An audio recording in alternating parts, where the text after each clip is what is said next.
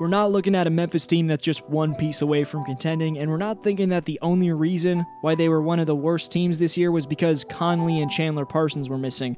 The Grizzlies got to think youth movement, even if Marc Gasol is signed through 2020. That man is past his prime.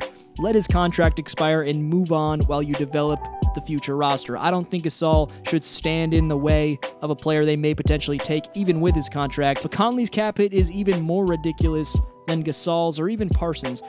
It's damn important that Memphis takes quality prospects at number 4 and 32 because you have no room to improve in any other area. No other teams are going to want to take on the contracts I just mentioned, so you'll have little to no room to work in free agency.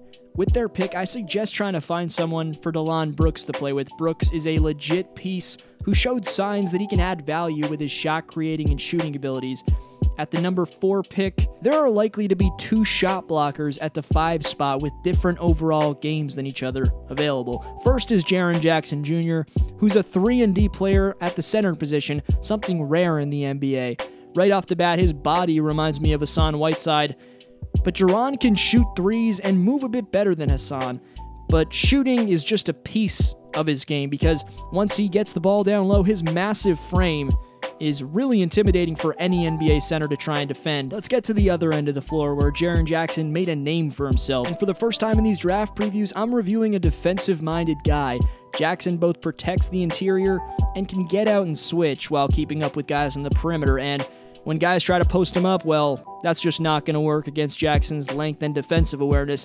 The fact that he was one of the best rebounders in college, and as I mentioned, he's an efficient three-point shooter, those are just bonuses that come along with his dominant defensive game. Some weaknesses, as brought to us by the NBA Scout YouTube channel, note his lack of explosiveness, which I think he makes up for with his size and shooting talent, and his foul rate and turnovers. Now, Mo Bamba has been discussed more than Jackson, as there were talks of this man potentially being the number 1 pick. So I'm going to decide if he's worth passing on Jaren Jackson for. You don't get the shooting for Mo Bamba. Him and Jaren Jackson are incredibly similar prospects in terms of what they do offensively at their size. Bamba, though, has a 7'9" wingspan and is the ideal NBA shot blocker, who, like Jaren Jackson, also seems to hold his own on the perimeter.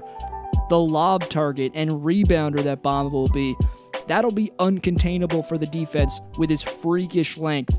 Good luck stopping him in those scenarios. His weaknesses, I think, are more clear than Jackson's, though, as his game around the basket isn't polished. Post buckets, even with space, are fairly rare for his size, and of course, he isn't a shooting big like Jackson is. What I'm about to say, I seem to say in every video, but it doesn't make it any less true, that stretching the floor, keeping the defense honest with a three-point shot, especially at the big position, works very well for teams in today's NBA. Bigs nowadays have elevated beyond being able to shoot within 15 feet. When you have a big that can do this, the opposing defense just has a much tougher time against you. So for how similar these two prospects are, the shooting of Jackson puts him over the top, and personally, from watching them, I prefer Jaren's IQ over Mo's, especially defensively. But let me know your choice down below. Should the Grizzlies go elsewhere with the pick, since Marc Gasol is already there and you think they can get a few more years out of him? As always, this is a Hoopstock community. Leave your take down below. Leave a like if you enjoyed. Appreciate all 609 of you. Subscribe if you're new. Double upload day complete. I'll see y'all tomorrow for the last pick of the top 5 with a Mavs preview. Have a great night. D-Flow signing off. Next time. Mo Bamba can do that, can he? I don't think you hope he hits his first 2.